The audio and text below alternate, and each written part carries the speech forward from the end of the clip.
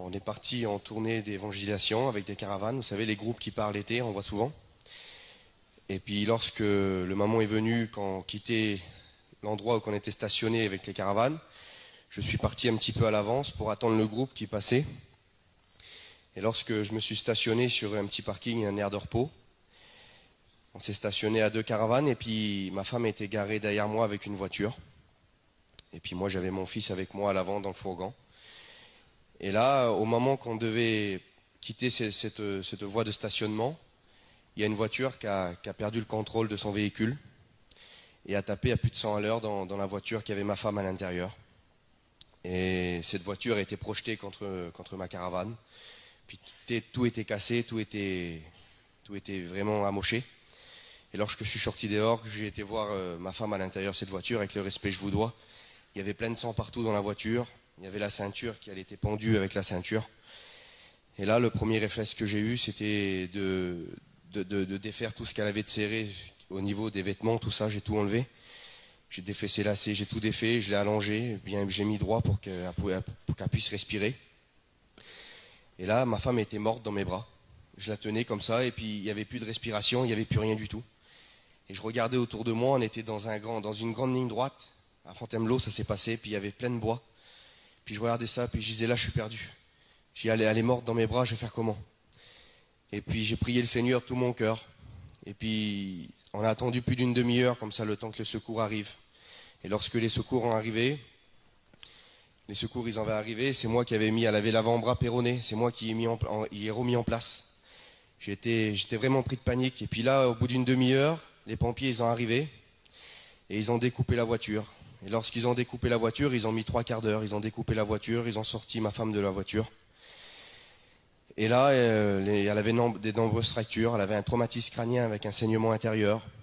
Elle avait des côtes de cassées, elle avait le bassin cassé en 2 morceaux. Elle avait l'avant-bras cassé. Et le peu de temps qu'on perdait là, le médecin m'a dit, le temps qu'on perd ici, c'est du temps qu'on va perdre pour elle. Et puis peut-être que votre femme, monsieur, ce sera un légume. Ou peut-être qu'elle va mourir.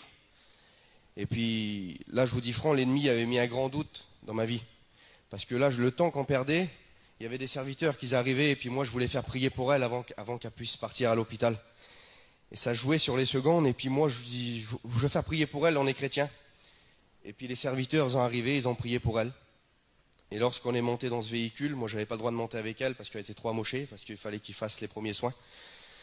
Je suivais derrière avec une voiture et lorsqu'on suivait l'ambulance, je vous dis franc, je voyais les médecins qui bougeaient, qui faisaient des soins. Je disais là, le temps qu'on arrive, il y avait 70 km. Je dis là, ma femme va mourir. Et je me voyais seul. Et puis là, j'ai fait une prière à Dieu. Je me suis adressé à Dieu, comme je vais vous dire cet après-midi. J'ai dit, Seigneur, si tu veux la prendre, prends-la. Je ne me rebellerai pas contre toi. Je ne te dirai pas, Seigneur, j'ai 24 ans, j'ai un petit bébé. Qu'est-ce qui m'arrive, Seigneur? C'est ça d'être chrétien? Non, Seigneur, pas ça. Si tu veux la prendre, prends-la. Je sais où qu'elle va passer l'éternité. Mais je te promets une chose, Seigneur. Si tu me la laisses encore un peu, ben je te promets que je travaillerai davantage pour toi. Et c'était ma prière à moi, ça. Et puis dans mon cœur, il y avait une voix qui me disait, là où il y a la mort, moi je mets la vie. Là où il y a la mort, moi je mets la vie. Et moi je ne comprenais pas cette voix avec la prise de panique, je vous dis honnêtement. Quand je suis arrivé à l'hôpital, que j'ai vu ma femme dans l'état qu'elle était, je lui ai demandé si ça allait. Elle m'a répondu, oui, ça va. Déjà, je savais que le Seigneur avait intervenu. Et lorsqu'ils l'ont transféré pour passer à l'opération, il y a les médecins qui sont revenus. Et comme ils sont revenus, et là je me suis dit, c'est la fin.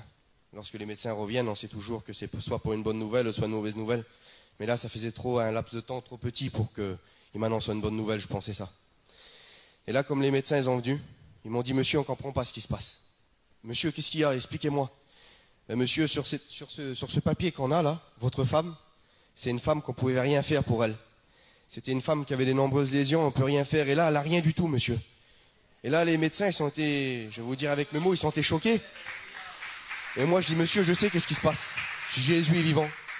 Et il dit, monsieur, ce qu'on ne comprend pas, c'est le traumatisme crânien avec le saignement intérieur. Le temps du voyage, le sang était déjà sec. La tache était déjà sec au cerveau, on ne comprend pas. Et là, cette voix revenait dans mon cœur. Là, il y a la mort, moi je mets la vie. Et là, je ne comprenais pas. Et il dit, monsieur, ce qu'on ne comprend pas, c'est que vous allez être papa. Et là, le Saint-Esprit disait dans mon cœur, là où il y a la mort, moi je mets la vie. Aujourd'hui, on a un foyer chrétien. On travaille avec les frères, c'est vrai, on a fait pas mal d'églises. On le fait, on a un petit bébé de 2 mois maintenant. La famille de Dieu, ça a grandi. Et je remercie le Seigneur pour ça. Que Dieu vous bénisse.